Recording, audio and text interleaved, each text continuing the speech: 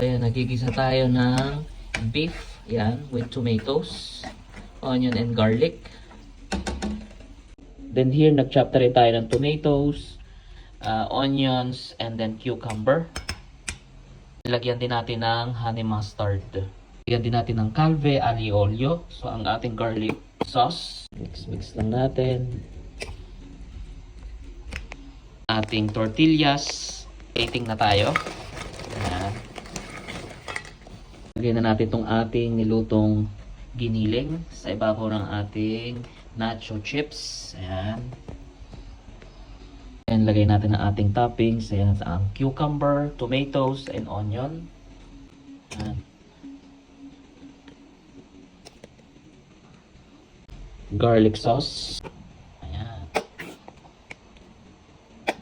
Last ang ating mozzarella. Ayan. Then ilagay natin sa oven 5 minutes.